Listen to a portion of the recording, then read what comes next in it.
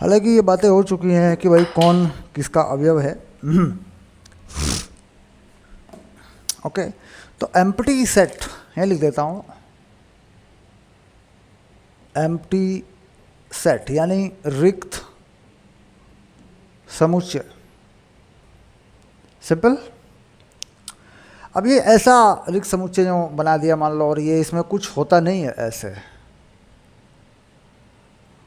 तो इसे फाई बोल देते हैं, है ना। अब ये फाई जो है किसी सेट के अंदर है, अगर मान लीजिए किसी सेट के अंदर है, तो ऐसे मान लीजिए कोई समुच्चय है, इस समुच्चय में एक 5 है, एक 1 है, एक 2 है, और ये कुछ इस तरीके से समुच्चय है। तो इसका मतलब ये होता है कि जो 5 है दैट इज बिलोंग टू ए। ठीक, हम ये भी कई बार हमने एक बार भी देखी, वही समुच्चय में से समुच्चय बनाते हैं अपन लोग, सबसेट, उप समुच्चय। ठीक, तो 5 जबकि एक समुच्चय है और किसका, ए का अवयव है। कई बार ये सोच लिया जाता है यार समुच्चय इसमें से बना है ये 5, तो ये ऐसा होगा, ये यू बना दूँ इसको मैं, शाबाश ऐसे। तो ये चीज़ अलग है, ये है अवयवों का एक समुच्चय बनाना, यानी इन अवयवों को लेकर के एक समुच्चय बनाना। यानी मैं अगर एक समुच्चय बनाऊँ बी और उसमें रख लूँ 1 और 2 को ऐसे, तो देखो ये समुच्चय, ये बी जो है ये बनेगा ए में से, पक्का ऐसे। अब दूसरी चीज़, एक समुच्चय सी बनाऊँ और सी में क्या करूँ, ऐसे 5 डाल दूँ, तो इसका मतलब ये सी भी, क्योंकि अब एक समुच्चय बन गया, ये सी भी ऐसे ये बनेगा ए में से। लेकिन इसका मतलब क्या हो गया, ये चीज़ क्या है, अगर हम देखें इस चीज़ को, तो 5 अपने आप में खाली है, तो इस सी को हम कैसे लिख सकते हैं, ये ऐसा हो सकता है, सी देखो, एक ब्रैकेट हो गया, एक ब्रैकेट, ओके, एक ब्रैकेट और, तो ये बड़ा अजीब सा है कि साहब 2 ब्रैकेट क्यों लग गए।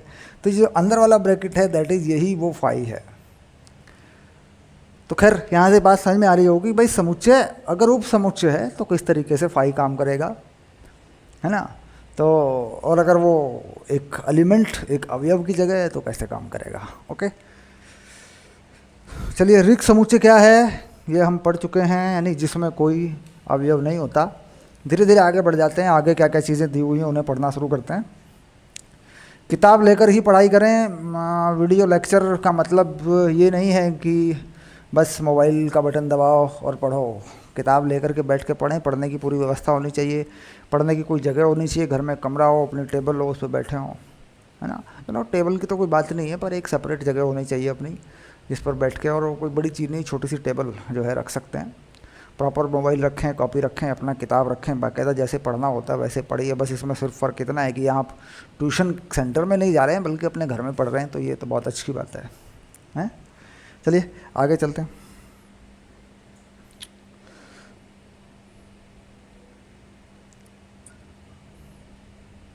तो यहाँ पर कुछ उदाहरण है हमारे पास। ठीक, तो रिक्त समुच्चय क्या है, जिसमें अवयव नहीं है, यानी कुछ ऐसा लिख दिया जाए कि अवयव ना हो, उसके अंदर कोई अवयव ना बने, तो ये समुच्चय रिक्त समुच्चय हो जाएगा। ठीक है, चलिए कुछ ये कह रहे सब लिख के दिखाते हैं। यहाँ को लिख के देखते हैं। ये कह रहा है जैसे एक समुच्चय है ए, 1 और 2 के बीच एक प्राकृत संख्या है, कुछ मतलब ऐसा लिख दिया जाए। ठीक है, उदाहरण के रूप में एक ऐसा लिख दिया जाए, रिक्त समुच्चय का एक उदाहरण दे दें। मान लीजिए ये कह रहा है जी ए एक समुच्चय है, ऐसे क्यों, x डबल डॉट x 1 से x2 ऐसे लिख देते हैं, 1 से x2 तक। ठीक, और फिर लिखते हैं कि x जो है एक प्राकृत संख्या है। यहाँ पर लिखते हैं x जो है एक प्राकृत संख्या है, तो कोमा लगा दिया। आप लिख रहे हैं कि x एक प्राकृत संख्या है। तो जैसा कि लिखा गया है उसके हिसाब से देखा जाए तो प्राकृत संख्या 1 और 2 के बीच में कोई होती ही नहीं है।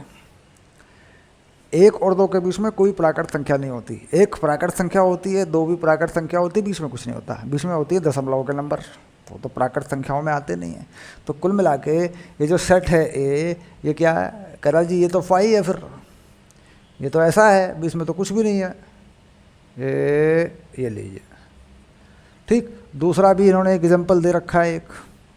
एक दूसरा एग्जाम्पल भी दे रखा है इन्होंने, वो क्या है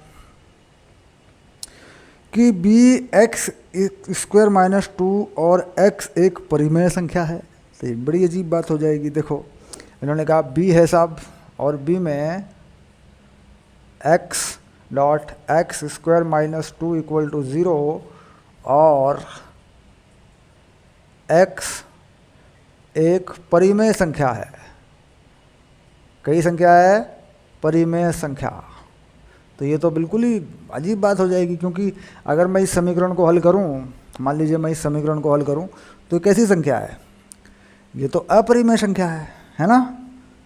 क्योंकि इस समीकरण को अगर हल करूंगा मैं एक्स स्क्वायर माइनस 2 बराबर 0, तो ये एक्स हो जाएगा प्लस माइनस √2।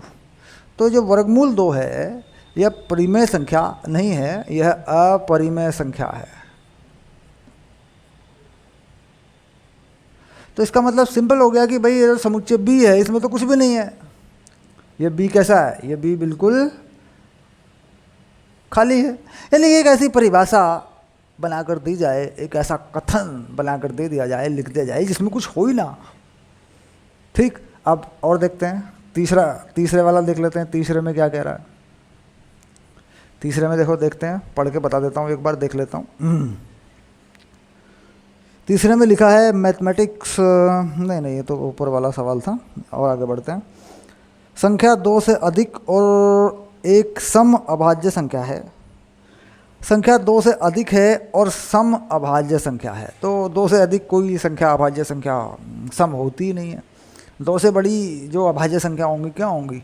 3 होगी, 5 होगी, 7 होगी, 11 होगी, 11 के बाद 13 होगी। तो ये भी खाली हो गया, इसे भी एम्प्टी लिख देंगे। ठीक है, उसके बाद अगला पढ़ लेते हैं।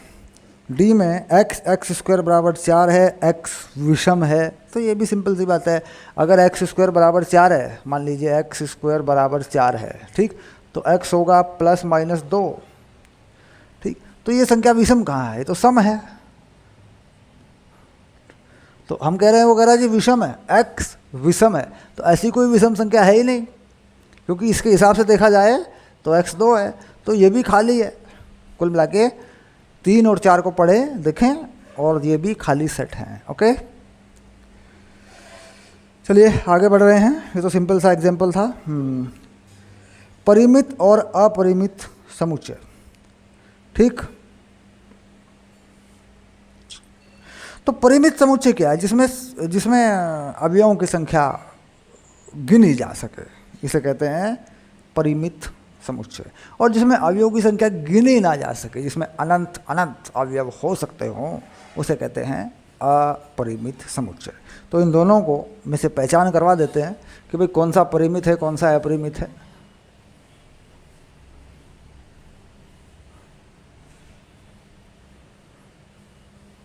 तो इधर लिख देता हूँ उदाहरण में, परिमित समुच्चय, परिमित समुच्चय, और यहाँ लिख देता हूँ अपरिमित समुच्चय।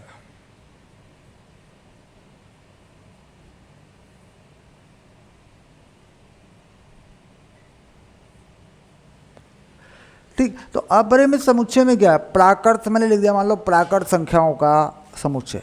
मान लीजिए प्राकृत संख्याओं का समुच्चय मैंने लिख दिया कुछ इस तरीके से, x डबल डॉट x एक प्राकृत संख्या है, एक प्राकृत संख्या है। तो ये समुच्चय है कैसा? भाई कितनी प्राकृत संख्याएं होती हैं? कितनी प्राकृत संख्याएं होती हैं? बहुत सारी हो सकती हैं, अनंत हो सकती हैं। तो ये कैसा हो गया? ये हो गया अपरिमित। ठीक, अब एक और लिख दिया, मान लो मैंने बीच में x बराबर 2n। ठीक, और n को मैंने फिर से कुछ ऐसा बता दिया, और n जो है बिलोंग टू n प्राकृत संख्या। लो, तो 2n है तो 2, 4, 6, 8, 10 कुछ भी कर सकते हो। ठीक, तो यानी एक ऐसा समुच्चय जिसमें संख्या गिनी नहीं जा सकती, वो क्या हो गया?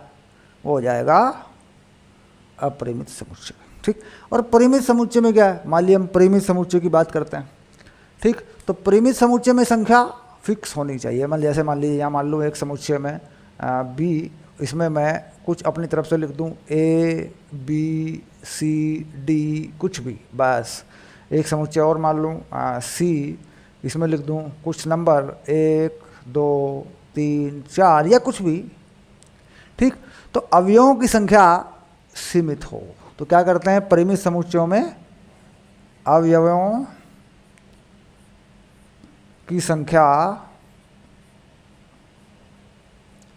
सीमित हो, सीमित, ये लो, यानी गिनी जा सके, उन्हें गिना जा सके, ठीक। और यहाँ अवयवों की संख्या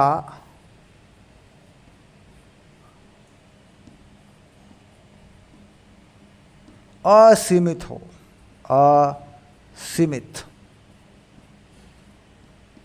यानी उन्हें गिना नहीं जा सके, ठीक। Okay, done, simple. चलिए अब हो सकता है कोई सवाल बताए, कोई उदाहरण बताए कि भाई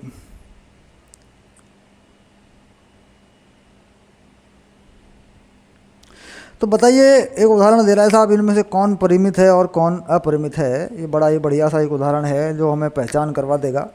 इस सवाल को पकड़ लेते हैं, पहचान हो जाएगी, इससे कंफर्म हो जाएगा भाई कौन परिमित है कौन अपरिमित है थोड़ा सा। चलिए ये उदाहरण है, इसको कर लेते हैं एक बार।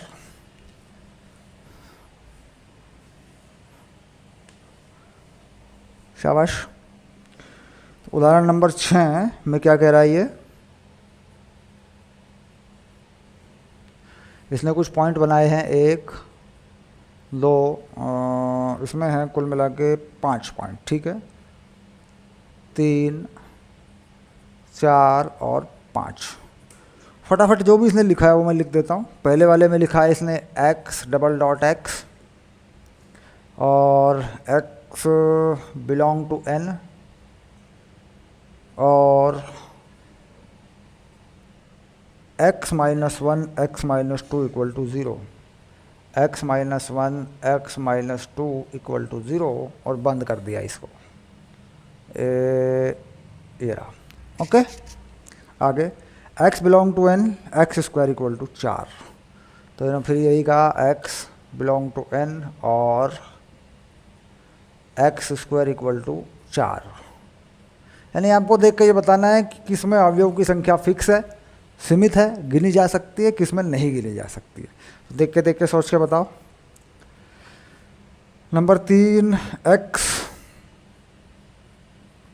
डबल डॉट x और ये इसमें लिखा है n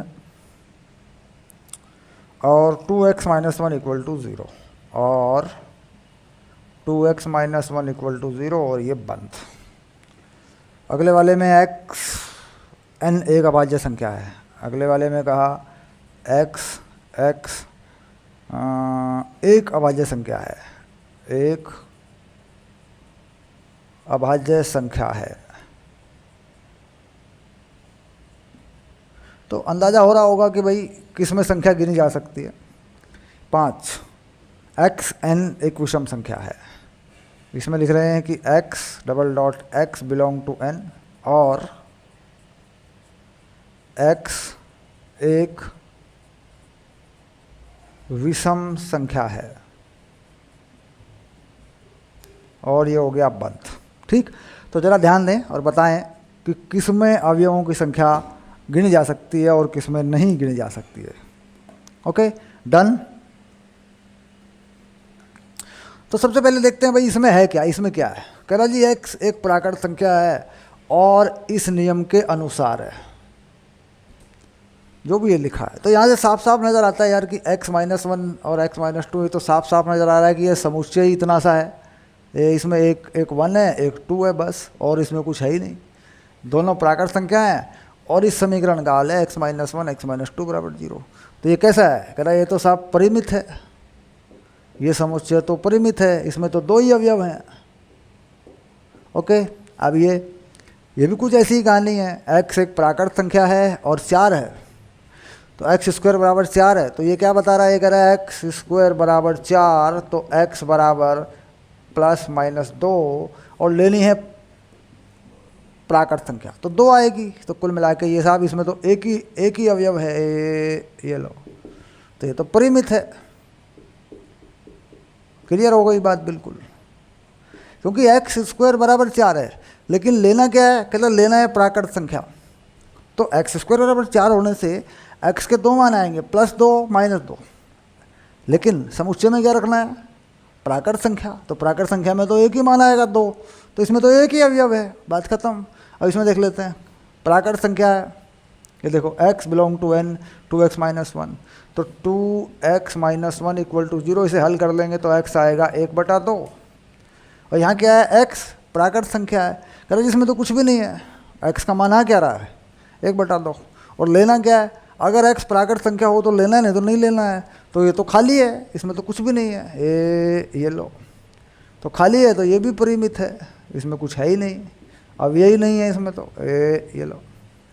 ठीक, अब x एक अभाज्य संख्या है, कह रहा जी ये तो बहुत सारी हो सकती हैं, तो ये तो अपरिमित हो गया। भाई अभाज्य संख्याएं तो होती चली जाएंगी, इसमें क्या दिक्कत है, 1 3 5 7 11 जितनी चाहे बनाओ। x एक विषम संख्या है, प्राकृत संख्या भी है और एक विषम संख्या भी है, तो कहे जी बहुत सी विषम संख्याएं जो प्राकृत संख्याएं अनंत हो जाएंगी, तो ये भी अपरिमित है। तो कुल मिला के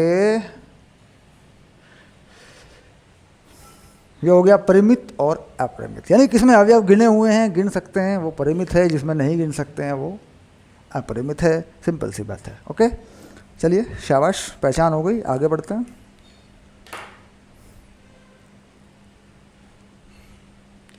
समान समुच्चय, तो कह रहा जी अवयव अगर समान है तो समुच्चय भी समान है, भले ही वो किसी भी क्रम में लिखे गए हों। दो समुच्चयों के अंदर अवयव अगर समान है तो वो समान समुच्चय हैं, भले ही वो किसी भी क्रम में लिखे गए हों, इससे कोई फर्क नहीं पड़ता।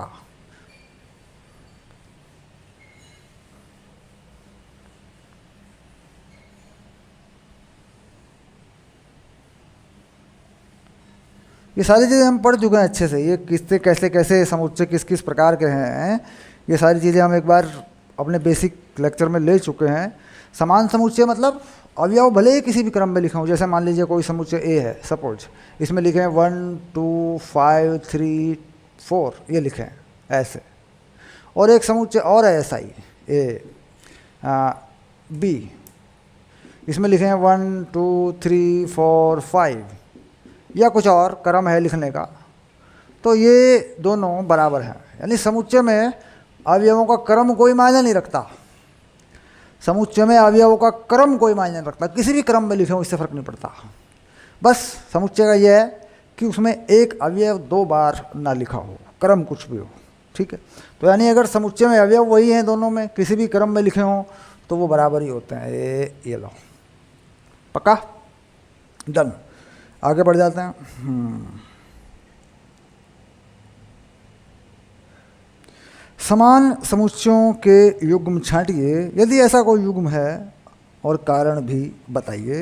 ये उदाहरण नंबर 7 है, इसको करते हैं और समान समुच्चय छांटने का थोड़ा सा अभ्यास करते हैं, अच्छा लगेगा आपको, कोई दिक्कत नहीं है।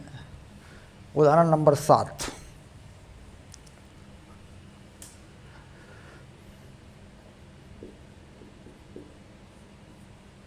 इसमें कुछ चीज़ें लिखी हुई हैं, मैं लिख देता हूँ फटाफट।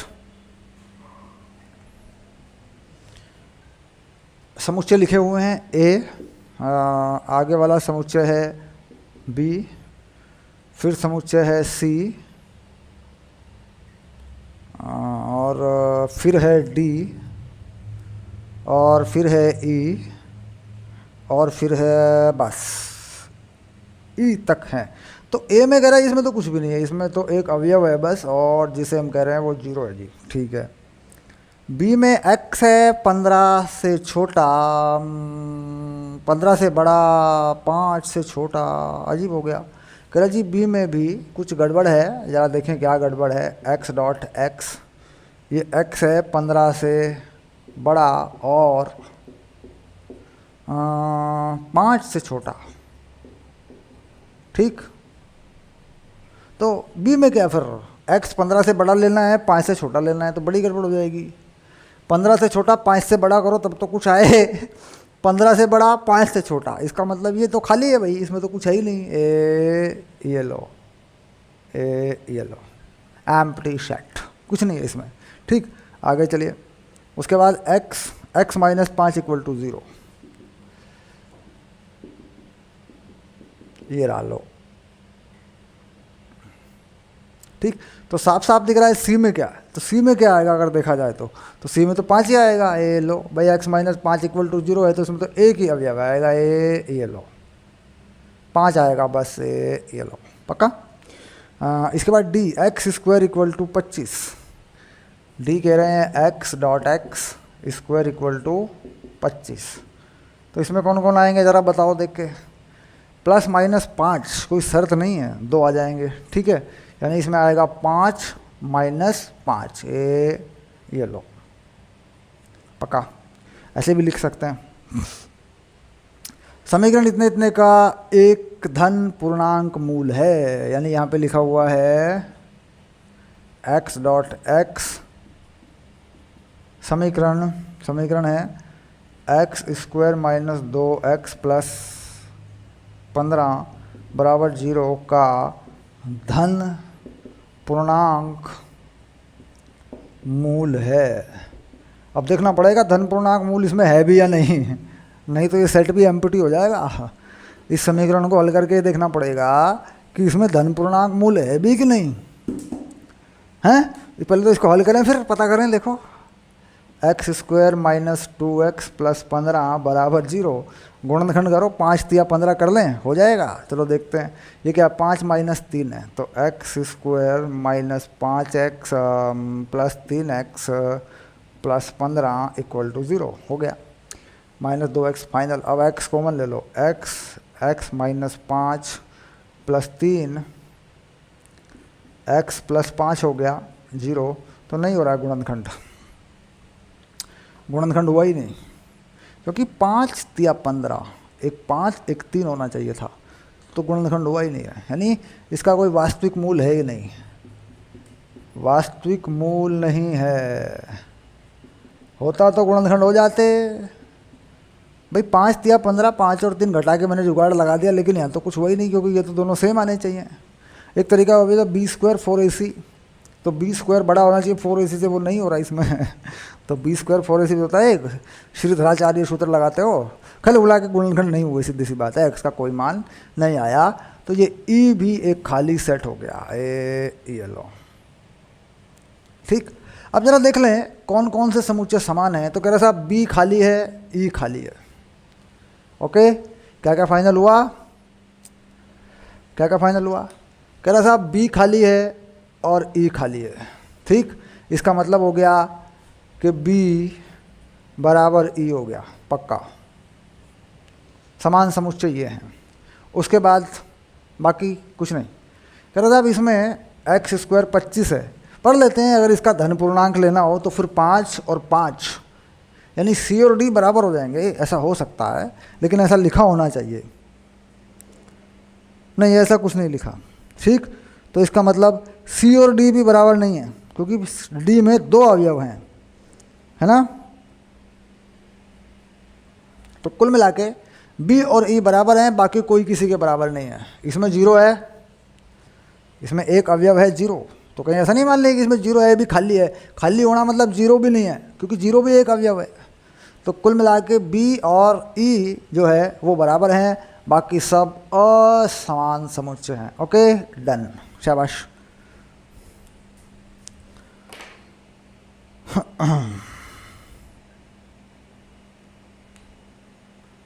तो सारे उदाहरण हुए फाइनल। अब करेंगे प्रश्नावली नंबर 2। ओके,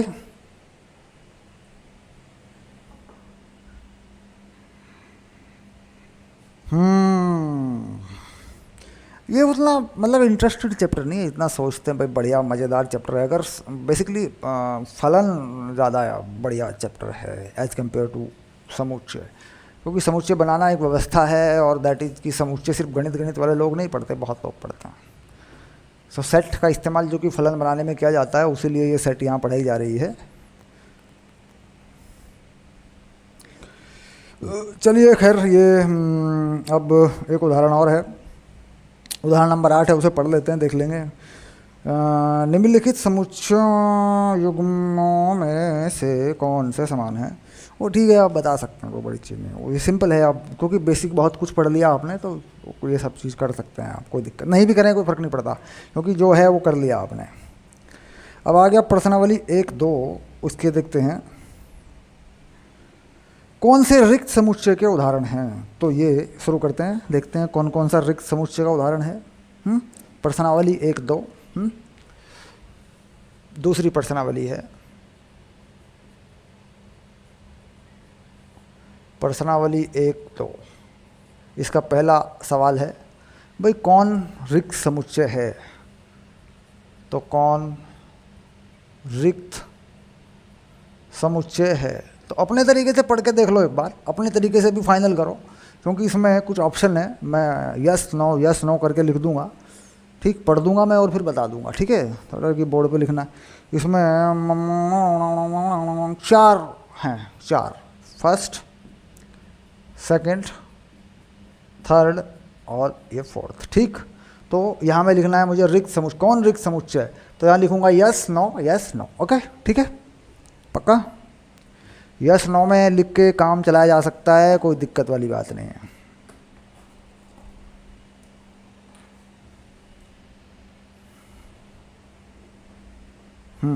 शाबाश। तो पहले वाला क्या है भैया, देखो मोबाइल में भैया दिख रहा है, देखो भैया, पहले वाला है 2 से भाज्य विषम प्राकृत संख्याओं का समुच्चय। 2 से भाग होने वाली संख्याएं विषम नहीं होती हैं, लिखा देखो, 2 से भाग होने वाली विषम संख्याएं होती ही नहीं है, तो ये क्या है, रिक्त समुच्चय है, कुछ नहीं होगा इसमें। तो लिख दिया रिक्त समुच्चय है, तो लिख दिया यस, फाइनल। आगे चलो, सम अभाज्य संख्याओं का समुच्चय। सम अभाज्य संख्या, अभाज्य संख्याएं सम अभाज्य संख्याओं का समुच्चय। तो सम अभाज्य संख्या कौन सी होती है, सिर्फ 2 होती है, एक। तो इसका मतलब ये रिक्त समुच्चय नहीं है, इसमें एक संख्या आती है। अभाज्य संख्या कौन सी, 2, 3, 5 ये सब होती हैं। तो कह रहा साहब सम अभाज्य संख्याओं का समुच्चय, तो एक समुच्चय है, उसमें 2 होगा, एक अवयव, इसका मतलब ये रिक्त समुच्चय नहीं है। तो ये हो गया नो, ओके। उसके बाद तीसरा, x एक प्राकृत संख्या है, x 5 से छोटा है और साथ ही 7 से बड़ा भी है। तो 5 से छोटा और 7 से बड़ा तो संभव ही नहीं है, कोई संख्या 5 से छोटी और 7 से बड़ी कैसे हो सकती है, ठीक। तो कुल मिला के ये रिक्त समुच्चय है, यस, क्योंकि इसमें कोई होगा नहीं। नंबर 4, y भी 2 समांतर रेखाओं के उभयनिष्ठ बिंदु हैं। किन्हीं 2 समांतर रेखाओं का उभयनिष्ठ बिंदु है। 2 समांतर रेखाओं का उभयनिष्ठ बिंदु, 2 समांतर रेखाएं कहीं मिलेंगी ही नहीं, उनका उभयनिष्ठ बिंदु होगा ही नहीं। उभयनिष्ठ बिंदु मतलब जो बिंदु दोनों पे हो। तो समांतर रेखाएं तो कहीं पे मिलती ही नहीं है, उनका उभयनिष्ठ बिंदु कहाँ से हो जाएगा। तो कुल मिला के ये भी यस, यानी ये भी रिक्त समुच्चय है, इसमें भी कुछ नहीं होगा। यह पहला सवाल। चलिए अब देखता हूँ दूसरा सवाल। दूसरे सवाल में क्या है, ओके। निम्नलिखित समुच्चयों में से कौन परिमित कौन अपरिमित है। तो क्या बता रहे हैं, कौन परिमित तथा कौन अपरिमित समुच्चय है। प्रश्न मार्क, शाबाश। अच्छा, अब ये क्या कहता है भैया, ये कह रहा है साहब वर्ष के महीनों का समुच्चय। अब ये तो परिमित है यार, वर्ष के महीनों का समुच्चय क्या है, तो परिमित है भैया, ये लो, इसमें कौन सी नई बात है, ये लो, वर्ष के महीनों का समुच्चय तो परिमित है। 1, 2, 3 नहीं भाई, 1, 2, 3 तो प्राकृत संख्याएं हैं, कितनी भी ले सकते हो, ये तो अपरिमित है। डॉट डॉट डॉट मार रखा है भैया यहाँ पे, 1, 2, 3, उसके बाद dot dot dot dot dot, कोई लिमिट नहीं है। इसके बाद आया 1, 2, 3, 99, 100, ये भी परिमित है, 100 तक की संख्या ले रखी हैं, तो ये भी परिमित हो गया, क्योंकि 100 से ज़्यादा इसमें कुछ है ही नहीं, तो 100 पे जाके मामला। इसके बाद 99 से छोटे अभाज्य पूर्णांकों का समुच्चय। अभाज्य पूर्णांकों का ये भी सीमित है, 99 से छोटे हैं ना, तो ठीक है, परिमित ही होगा यार। ये लो, ठीक। डन, फाइनल, शाबाश। ला आसान आसान सी चीज़ें हैं, कोई बड़ी चीज़ नहीं है, सिंपल सिंपल से मामले हैं, हलवा टाइप चीज़ें हैं अभी। लेकिन ये फिर फंसेगा भी ये बाद में, इसमें कुछ खराब खराब से सवाल भी हैं लास्ट में जाके। चलिए चलते हैं और थोड़ा देखते हैं।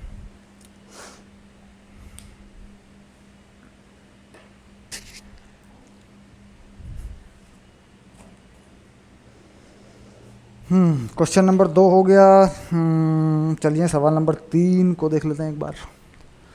सवाल नंबर 3 को देख लेते हैं।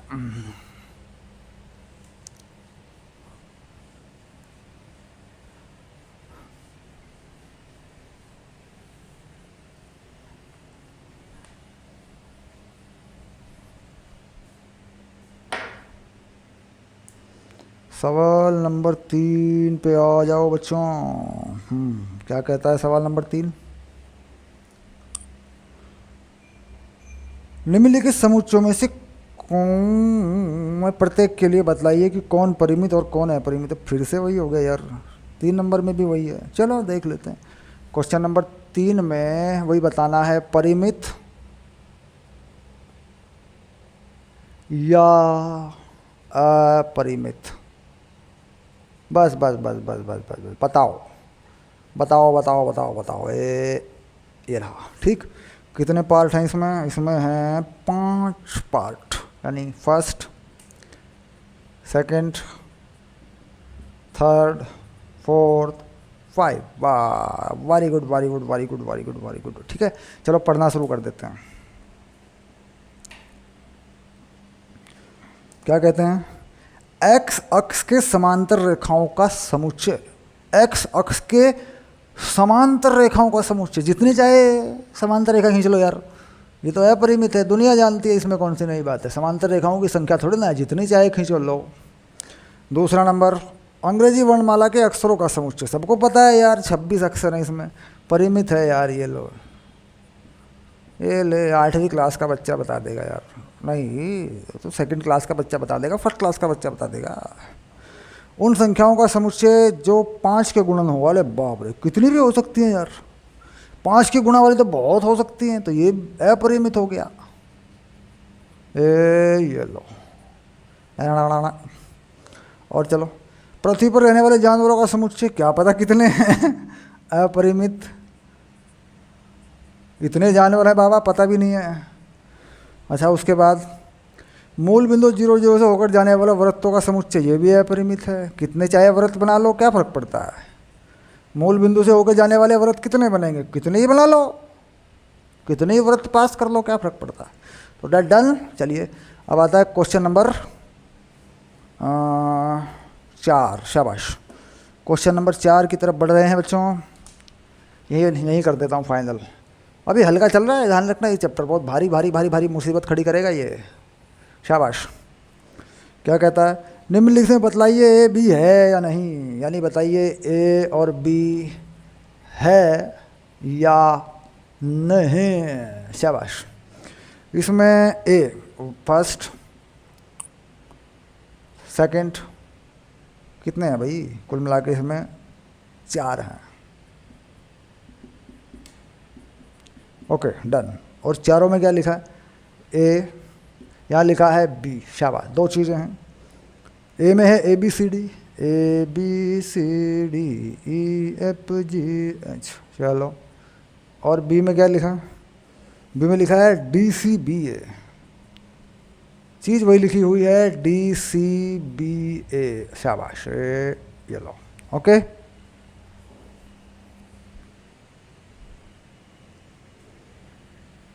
गुड। हाँ, अब आगे चलो। अब सेकंड में लिख रहा है 4 8 12 16, यानी यहाँ पे ए लिखा है 4 8 12 16 ये लो। और बी में क्या लिखा है आगे? बी में लिखा है 8 4 16 18। अरे बाप रे, इसमें 18 भी आ गया। 8 4 16 18 ये लो। आगे आ गया 2 4 6 8 10। यहाँ पे आ गया 2 4 6 8 10, 2 4 6 8 10, कोमा कोमा कोमा कोमा, ये लो। और बी में क्या आया इधर, इसके सामने वाले बी में आया x सम धन पूर्णांक है 10 से छोटा, तो यहाँ पे आ गया x सम है और x 10 से छोटा या बराबर है। ठीक है, ओके डन। अब लास्ट आया x 10 का गुणज है, 10 15 तो यहाँ पे जो a है उसमें क्या है, x 10 का गुणज है, बस हो गया, इतना ही लिख दो। और यहाँ b में क्या डाल रखा है, b में डाल रखा है 10 15 20 25 30, 10 15 20 25 5 का गुणज है। यहाँ पे देखा जाए तो 5 का गुणज है। ओके, ज़रा बताओ कौन इसमें से कौन से बराबर है, कौन से नहीं बराबर है, ज़रा बताओ कौन कौन से बराबर हैं। अब देखो यहाँ पे मुझे साफ दिख रहा है यार, इसमें कौन कौन है, ए बी सी डी, इसमें ए बी सी डी, तो ये तो यार ए बराबर बी है। ओके, इसमें तो कोई दिक्कत नहीं है क्योंकि क्रम मायने नहीं रखता। ठीक, इसमें देखो 4 8 12 16, इसमें 4 8 16 12 गया हुआ 18 है, तो यहाँ पे नहीं है भैया, यहाँ पे ए बी के बराबर नहीं है। ओके, यहाँ देखो 2 4 6 8 10 और सम संख्या 10 से कम है, ये भी सही है, ए बराबर बी है, क्योंकि ये भी तो यही कह रहा है सम संख्या 10 से कम है। ये देखो सम संख्या 10 से कम है। ओके, यहाँ पे देखो 10 का गुणज है और ये 10 5 15 ये 5 का गुणज है। ठीक, तो यहाँ पे ए नहीं है बराबर बी के, ये लो, सिंपल, बिल्कुल इजी। ओके,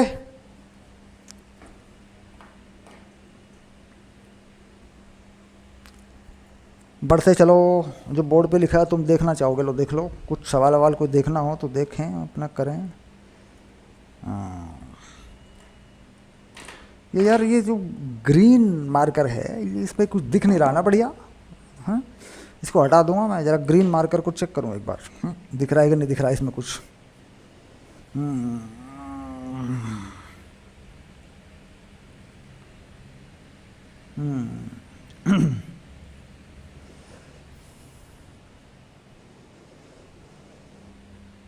क्वेश्चन नंबर 4 हो गया। 5 में क्या है, 5 में क्या, निम्नलिखित समुच्चय युग्म समान हैं, कारण बताइए।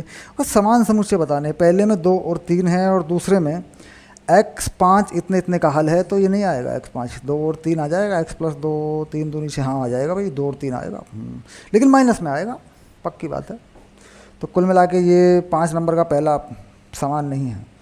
x शब्द फॉलो शब्द का अक्षर है और फॉलो में FLW है और वोल्ट में भी यही है, ये तो बराबर हो जाएंगे, सही बात है भैया।